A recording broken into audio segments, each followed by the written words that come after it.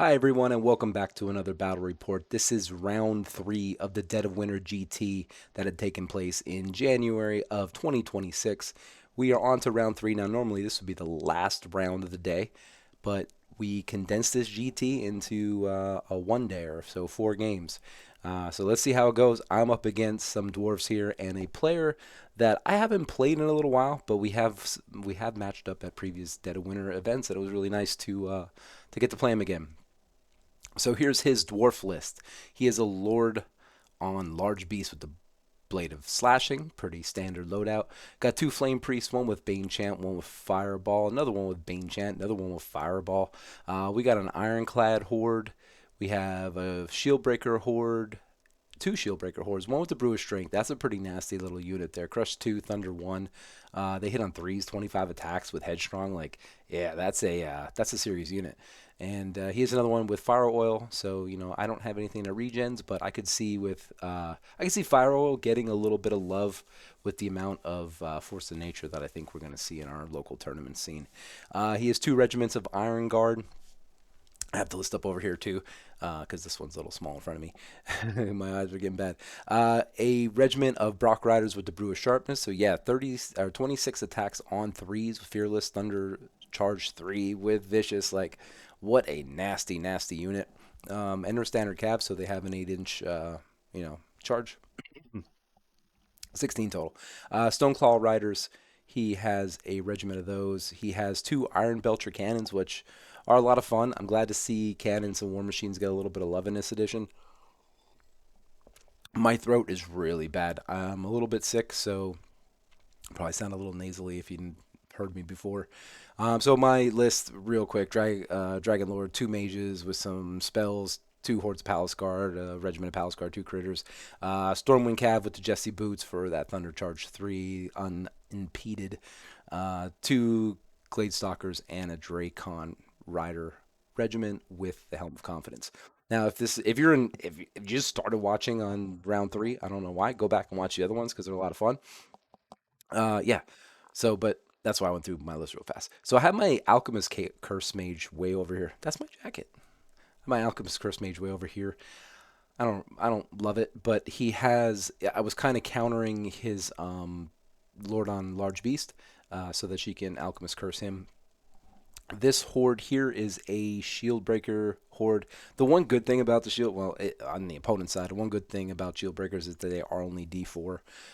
So there he has his regiment of Stoneclaw Riders in the back there. And then this is his unit of, what are they, Iron Guard. And then across my lines, I have my Horde of Palace Guard. I have my Dracon Rider. I have a Critters in the Woods. I got these guys in the woods. Idea here, of course, is to allow these guys to choose their destination. And as you can see, we have our mats across the middle. I'm going to say this right now. So we were supposed to be playing, is it Plunder? Did I say Plunder? I think it was Plunder. Anyway, it's supposed to be 5 loot counters across the middle. We played it as 5 objective markers all game, so we just had to hold down objectives. There's two of them that are worth 2, so we did that right. But they were supposed to be loot counters. Run up and get them. It actually probably made for a more fairer game, since dwarves aren't that quick. So yeah, we played it wrong. I didn't even realize. I honestly, it took me like till the next week where I'm like, oh yeah, we played that wrong. But the idea with the Cav here, of course, is to give them a plenty wide berth to attack. And this is green here. That is a woods, so he can't really see through there either. And I outrange him, so I'm comfortable with the way that flank is looking. In the center, more Palace Guard, more Palace Guard. I got Glade Stalkers in the woods. I got my Mage. She's hanging out on a hill. Sorry, this isn't woods. This is a hill here. My Mage with Blizzard is hanging out on the hill. I got my Glade Stalkers in behind this forest with some critters. Across from me, there's two cannons that are definitely going to want to shoot stuff. He kind of has a lane here. Decent shooting lane. And he has, let's see, the shield breakers with the ironclad guys in behind, I think. Yeah. It, One of them. I'm not exactly sure. As it goes on, I think I'll figure it out. Priest there, Brock Riders there, in behind his Iron Guard regiment to protect them. I am definitely gonna shoot at Brock Riders. Let me tell you. And then I think on my left side here, um, yeah, it's just my critters and stuff. So I believe he gets first turn. Just look at his lines. Another shot of his lines. If I didn't, yeah, he gets first turn, moves up like this.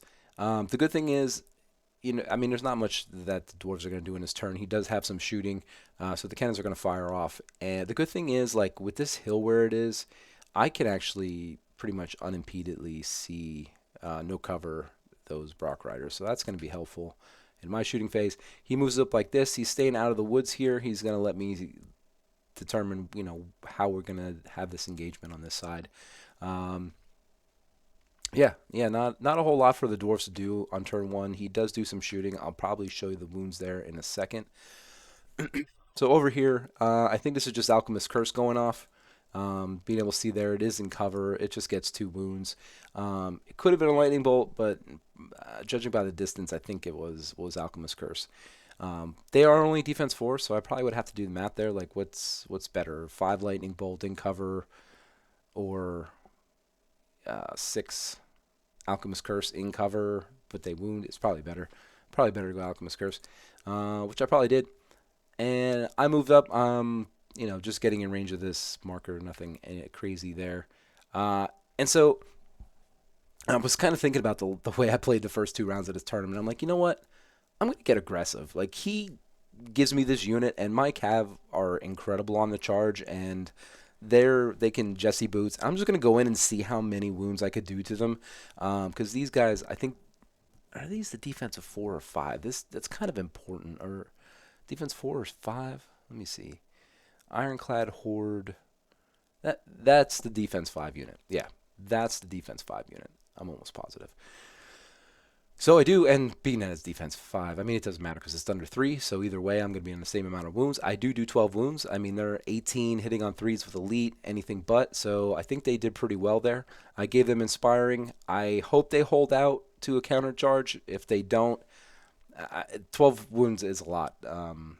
Yeah, and I'm happy with that. I don't know. I was just impatient. Not impatient with the game, but I was looking back at my past, and I'm just gonna charge. Like you give me an opportunity, I'm gonna throw them in on a horde. These guys do have a flank on them, and those are the Iron Guard. I mean, they have 15 attacks. They hit on 3s. He does have a Bane chant, so if the Bane chant goes off, he's gonna be like 30 attacks on 3s with a Bane chant. So for 4s, yeah, that's a lot of wounds. And these guys, they have 25 attacks.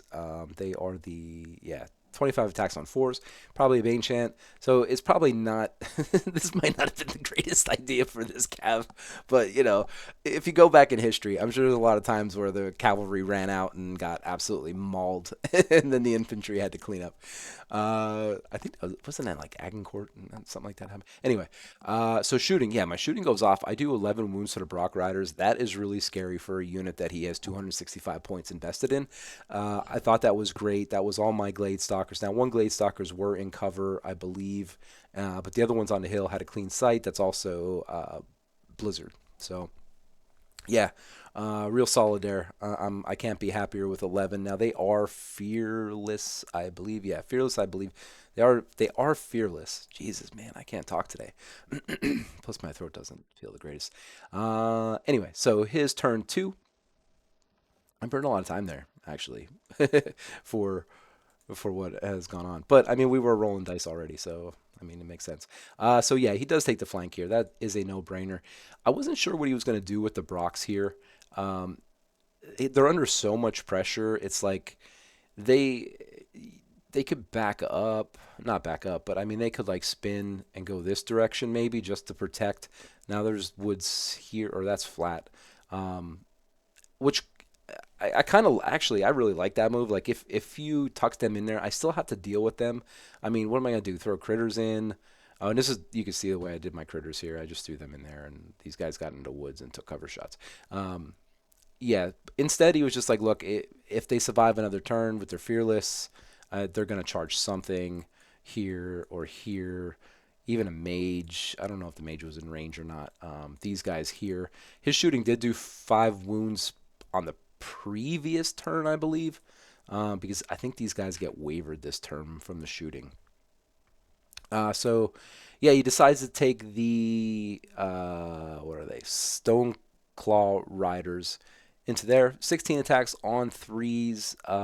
They are hindered, so they don't get any of their thunder.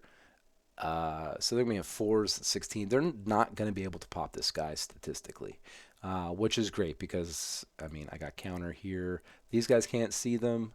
Um, but yeah, this I think he was a little ambitious on. Maybe to kind of hold this guy up, but with those Dracon in the back, yeah, they would have to swing pretty well. And were they hindered? Maybe I'm wrong on the hindered. I'm probably wrong on the hindered because they're not on here. Yeah, so in that case, it makes a little bit more sense, right? So 16 attacks, hitting on threes, thunder two, so threes and threes. 5, 10. It's still tight because I'm like a nerf 15 on that guy, I think. Nerf 16 or 17, maybe. I think he has a pretty decent nerf. Anyway, he moves his Iron Guard up like that.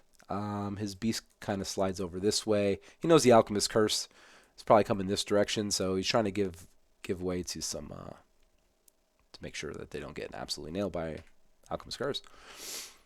Yep. So that's the center, and yeah, they do only 6 wounds here. That's underwhelming.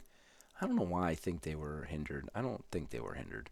But yeah, only 6 wounds there. I think they probably should have did a little bit better than that. That could be. So these guys get wavered. They have 12 wounds on them now. The cannons really opened up on these guys. So that puts them in a tough spot because now that they're wavered, like I don't know what these guys are gonna do. I don't know. Tough situation. And he couldn't kill him because they didn't hit their nerve value. So my two, and of course after combat he did take care of the um, knights in the middle on his last turn. So my turn of shooting, I do end up killing the Brock Riders, which is great. I'm kind of repositioning my lines. These guys couldn't do much because of the waiver here. So I do have range on him. You know, I'm 12 inches. He's what, 8? Yeah, those guys are 8. So I can I can allow my shooting to do a little bit more. Reposition these guys like this. I was trying to not take shots from the mage priest. The what do they got? They got a fireball. Yeah, I guess that's pretty far away. I mean, he could walk up, I guess, fireball. But I didn't want these guys shooting him either, just because I need these guys to hold down this objective, and I just want him to forget about him. Like leave those guys alone over there. We're playing cat and mouse over here. I don't do anything with the. I think I dogged. Yeah, this is my dog icon. So or I call them dogs, but they're cats. The cat's command did 1 wound here. Alchemist Curse comes over here. No, I don't know if he got some heals there. I'm not sure. I guess he doesn't have heal. I'm surprised I didn't do more. Maybe that was beforehand. Anyway, Dracon do flank here. They're gonna make short work of them and pivot. See how that all works out.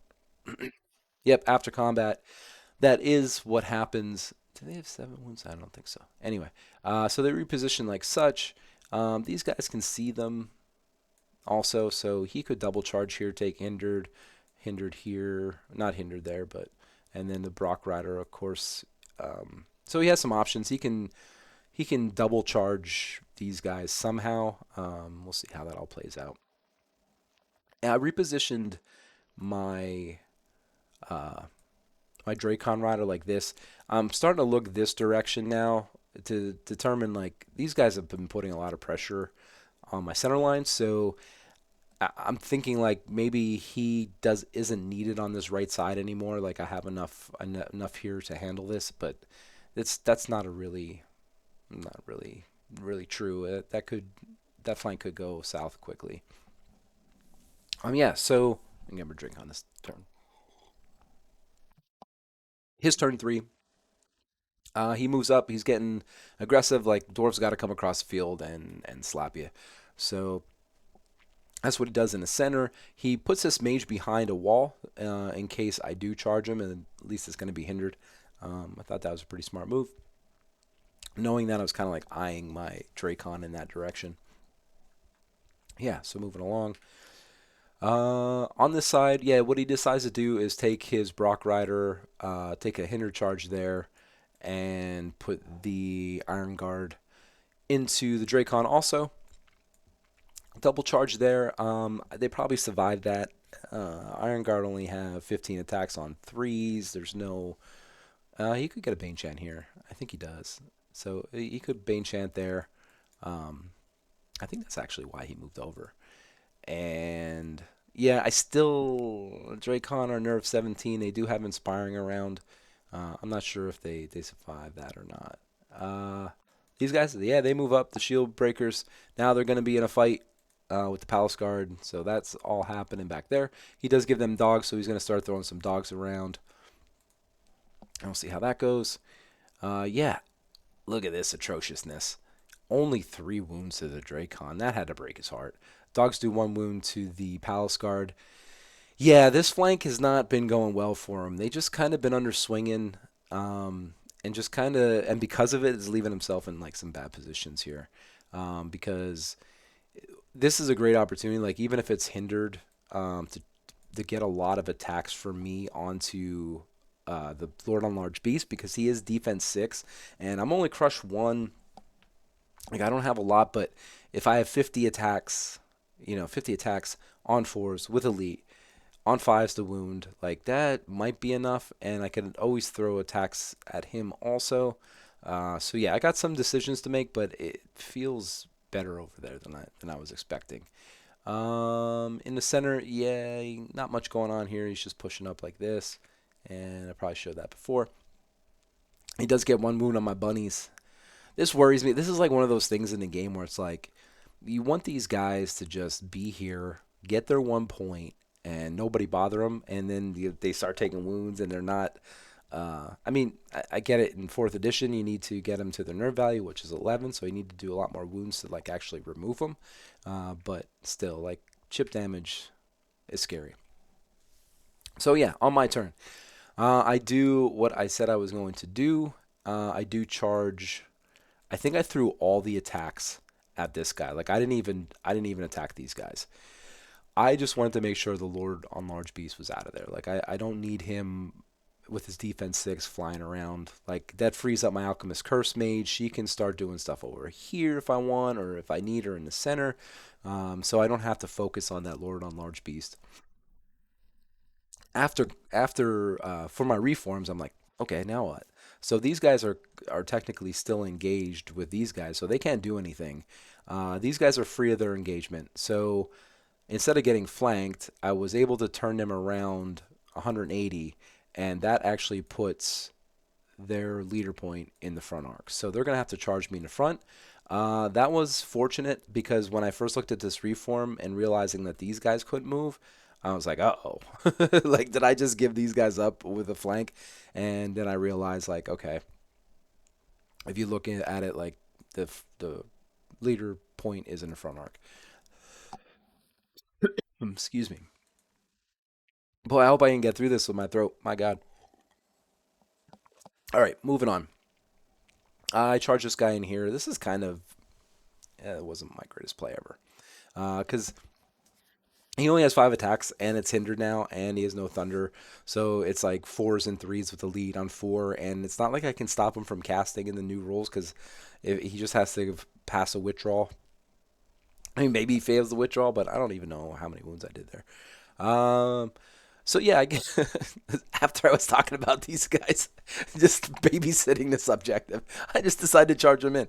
I'm still kind of in that 3rd edition mentality where I think I could just disorder him and then he can't cast on me, but that's totally not the case. They do 2 wounds, which is cool, but um, I mean, I guess I'm forced a nerve check. Like if he fails that nerve check and he dies, like that's great for the withdrawal. But he can still just like back up and cast on me, and it is fireball, which is great because that's you want to be at close range with fireball anyway because it's only 12. So yeah. So with my Palace Guard that he killed them with the cannons. I mean, dude, those cannons were great. They put some work in. They probably don't get their points back right because they're 100, 220 points. They killed a 160 point unit, but they did. I think they put some wounds on elsewhere. So Iron Guard, I take my Glade Stalkers into his Iron Guard and I put Barkskin 4 on. I get 4 Barkskin on it. This is the only time in this entire tournament where Barkskin like kind of played an important role. I mean, I don't know how important it was. We'll see. Uh, and my other Glade Stalkers move up here. I think I'm taking pop shots here. Because they're not cover. Just trying to put some wounds on those guys. I think they are only defense 4, so that helps. And these guys, I say, you know what? Let's get in a fight, guys. Like, let's clean up this middle. You can come down, fight my guys. I think I win that in the long run. So yeah, now I'm starting to flex a little bit. I think. Yeah, only 1 wound here. I don't know. I don't know what that play was. I'm actually not. I'm gonna do like kind of a recap of my list and the way I'm thinking about elves, and now seeing some lists in fourth. I'll do that video after all this. But I'm not like a big fan of that Dracon Rider as much as I used to be. His turn 4. Yeah, he backs up and shoots me a fireball. Ed wavers him. No surprise. And he backs up and shoots me with fireball and cannons. I don't know why I find that so funny, but yeah, he just yeah. I didn't disorder him because disorder isn't a thing anymore, and he actually did pretty well. This guy's up to 13 wounds. Oh god, yeah, and I think he's wavered. Yeah, he gets wavered too. I guess that's it. Oh yeah, he comes in here. He does 11 wounds to my guys, and these guys fight back, and they're up to 5 wounds here. Um, so yeah, this this could get a little dicey now. Like he gets another round that's not hindered. They're gonna do some wounds now. His Bane Chant's pretty far away, so they're not gonna have the benefit of Bane Chant. But I'm getting up to 11 wounds. I am nerve 25, and I am able to give them inspiring from the Alchemist Curse Mage, which is pretty important here. I don't know how this battle goes. He has 2 wounds on him, but he doesn't have any inspiring. So when I swing back, I need to hit pretty hard. And that's what I do. This must be my turn. On my turn, I do end up popping those guys. I don't remember how much I needed. Let's see if I can see that die. I think there's 14 wounds on them. Is that 14? And then they are nerve 20. No, that would have to be an 11 twice. Has to be more. Maybe it was 18 wounds because that'd be on threes and threes, 25, uh, 16. That would be pretty high. Yeah, I don't know. Maybe I rolled pretty. I only had to roll once, right? Yeah. So even if it was a 9, I needed. I mean, you could toss a 9. Regardless, they're dead. Going back in here, they're up to only 6 wounds. Yeah, the Dracon aren't swinging too hard on those guys, but they are defense 6, so that is what it is. I ended up backing this guy up a little bit, trying to get him some cover, but I don't think he's long for this world. Over here, yeah, we're fighting. He did pretty well. He did 14 wounds against my Palace Guard. Now I get to swing back. He's up to 17. Uh, Another swing back, though. That might be the end of those guys. And Barkskin, he did do 2 wounds, so he did 6 wounds on his last turn. My Glaze Doctors did 3 to him. It was kind of cool. Uh, but I did get 5 Barkskin on him this time around. That's not what Iron Guard want to see. His turn 5 on the 13 minutes. He's at 30. I mean, people play so much better than I am, faster. Yeah. So gone Palace Guard. Yeah, that's to be expected. I do have a lot of wounds on those guys, so I'm hoping that I can clean them up somehow, some way. Wow, not much. I guess not much else happened there. I know those guys were fighting the Dracon, so on my turn it's probably flank time. Wow, he's up to 20. My shooting gets him up to 23 wounds here. Those guys are a 25, so we're getting close to being able to take them off the table on shooting. So over here, yeah, my Palace Guard did go into the flank. End up popping him. My Dracon is dead. and we decide to face this way because now it's time to try to get some points. Uh, I decide the Palace Guard probably should lock this 2 points down. Remember, we're playing a scenario that doesn't exist. And over here, these guys start to come back to take care of this token. I got 8 minutes left, and we're on his turn 6. Yeah, he starts shooting my Dracon, I guess. Yeah, moving these guys up. Yeah, not much going on there. So these guys do go after. They ended up flanking my Glade Stalkers, killing them. They do have a ton of wounds on them, and they repivot and face this direction, getting ready for any Dracon that are coming in. These guys only have 5 wounds on them. Not much I can be able to do here, but I can contest this. He could always run a mage in to take it, but I got a mage too. He got a mage. So this is a pretty important objective, right? Because it's worth 2 points. So we'll see how that all pans out. Getting close to the end here. My turn 6. Turn the Palace Guard around. I don't know why they turned him around. I'm not sure. Just move them into the woods so they get cover. I think I'm trying to stay out of arc there. My mage comes up to help support taking this objective, along with the Dracon. Did I forget that I had like I just spilled my drink. Anyway, I think I forgot that I had these critters. Like I think they might still be sitting there. They blended in so well. Yeah, I think I totally forgot that I had those. This just cracks me up. Oh shit. So yeah, I brought my mage over here trying to protect her and make sure I lock this down in case we have a turn 7 and then those guys die. I think I killed these guys this time though. Uh, Maybe not.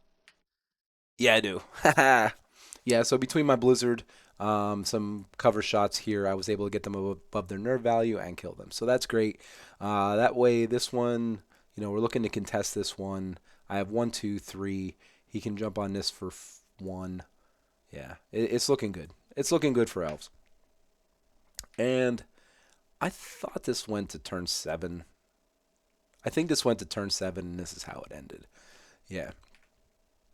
So it was a 4-0.